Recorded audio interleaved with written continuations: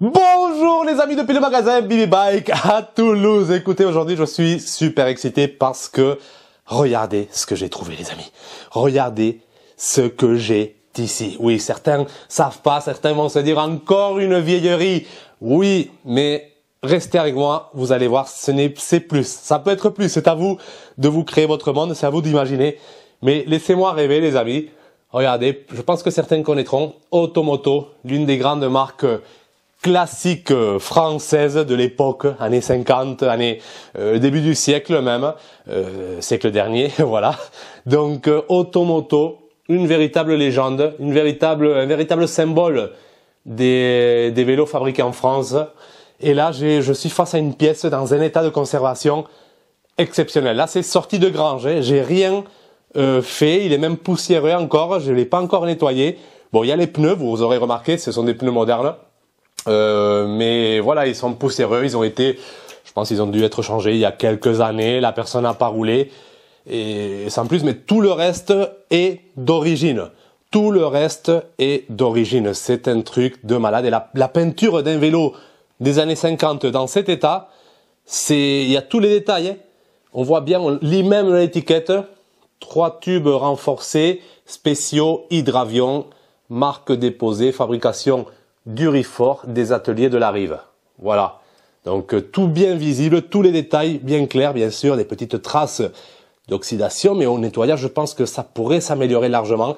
Le petit trèfle, le symbole de cette marque, le trèfle, et oui, ce n'était pas que Colnago qui faisait les trèfles, bien avant il y avait Automoto, peut-être que Colnago s'est inspiré d'eux. Donc tout est bien visible, tous les détails, toutes les finitions, voilà, c'est magnifique, regardez-moi ces raccords Nervex taillé en forme de trèfle, à l'effigie de la marque. Cette plaque Automoto mythique, plein de symbolisme, plein de petits détails, de trucs qui ont une histoire, qui ont un symbole, voilà, c'est un vélo où on peut philosopher, où on peut plonger dans toute cette symbolique. Regardez la potence aussi avec ses formes.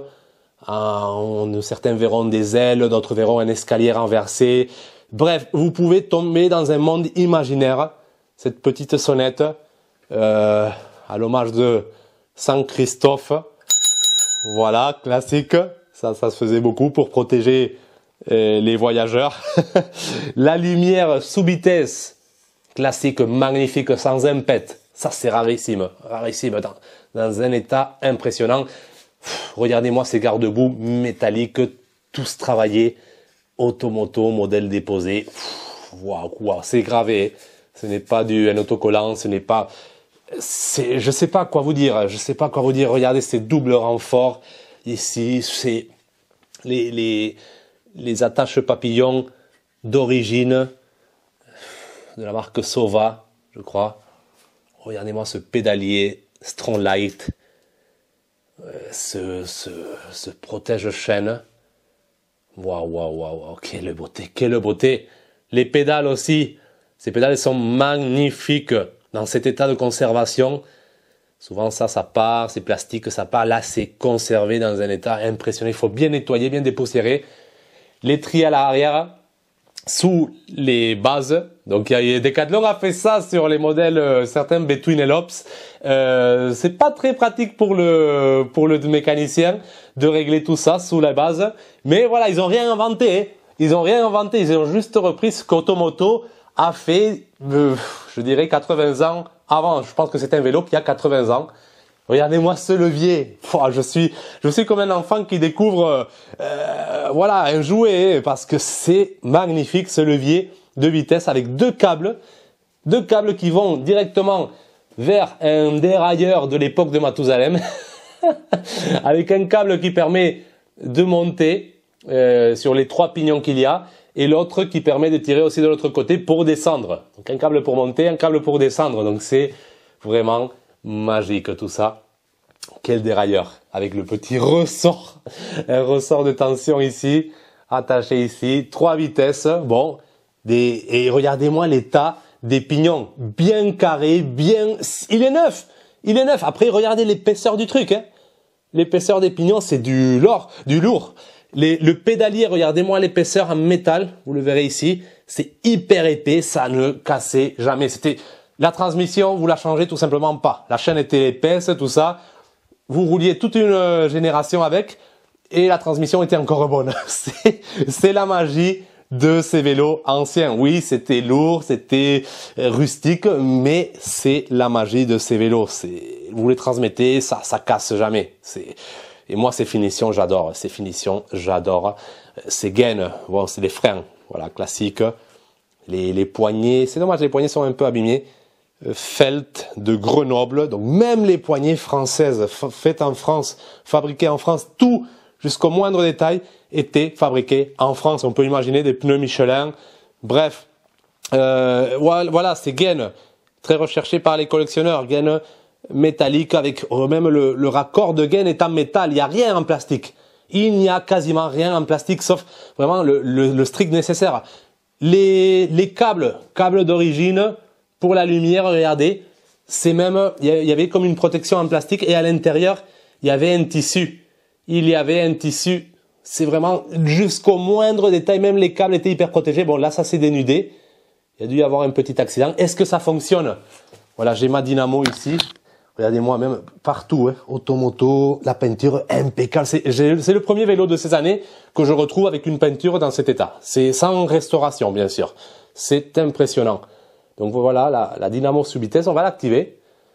Voilà, donc on peut retirer. Donc là, j'appuie le levier, je l'active. On va voir si ça marche. La lumière, ça ne m'étonnerait pas. Voilà, ça c'est vintage. Waouh, ça s'allume. Cette couleur jaune là.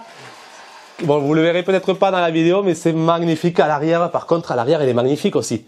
Et ils sont pas cassés, les phares sont pas cassés. Regardez-moi ce style vintage. Hein. Wow, on dirait une voiture là de collection. Et ça s'allume, et ça s'allume.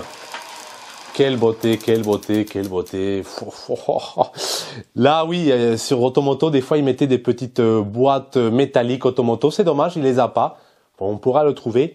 La selle aussi, la selle, quelle beauté. De la marque Lyon-Rhône, je connais même pas.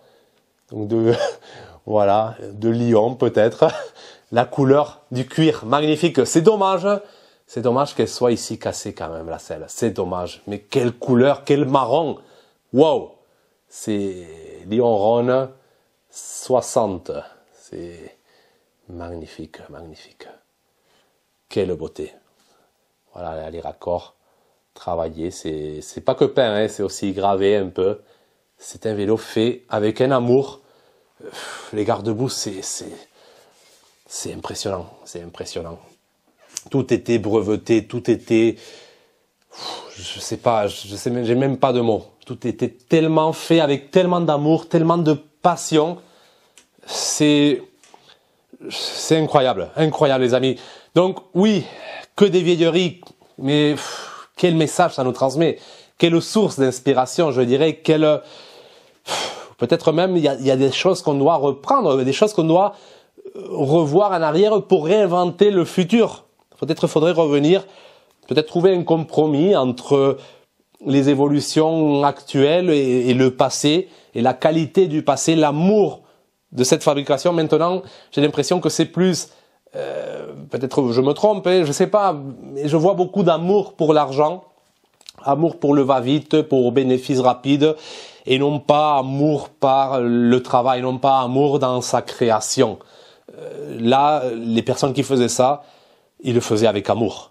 Les personnes qui ont inventé ça, ils l'ont fait avec amour, ils aimaient leur travail, ils étaient fiers de travailler, d'innover, de créer. Ils étaient fiers de ça. Là, je sais pas, les amis. Là, je sais pas. C'était un vélo qui, c'était pas. Là, aujourd'hui, un vélo comme ça, c'est du grand luxe, hein.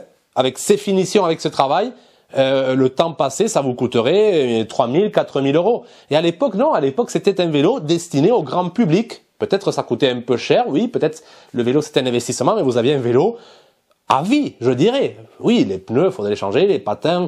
Et encore, les patins, à l'époque, ça durait énormément. Les pneus aussi. Bref, c'était des vélos que vous transmettiez. Et la preuve, 80 ans, ce vélo est là dans un état exceptionnel. Oui, c'est vrai qu'il est dans un état exceptionnel. Ils sont pas tous dans cet état, mais on en trouve encore des vélos Automoto dans les rues, pas dans cet état, mais qui roulent encore, des vélos solides, et c'est incroyable, c'est incroyable. Voilà les amis, moi ce vélo, honnêtement, je sais pas qu'est-ce que je vais faire. Est-ce que je vais le laisser dans son jus? Est-ce que je vais changer les poignées? Je pense que c'est dommage parce que il y a marqué Grenoble, on voit une production française, il y a un message. Il y a des gens qui me disent non, toi tu ne roules pas avec les vélos de collection, c'est dommage, il faut rouler.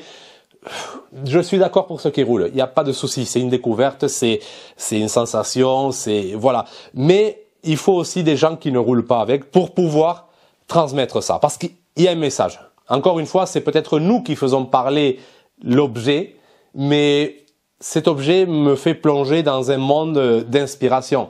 Cet objet me fait rêver, cet objet me fait me découvrir à moi-même, me permet de me découvrir et le garder, le conserver peut être aussi très intéressant pour les futures générations, il y a un message. Voilà, je pense qu'il y a un message que nos ancêtres peut-être nous ont laissé. Il y a certains qui écrivent des livres, des autobiographies.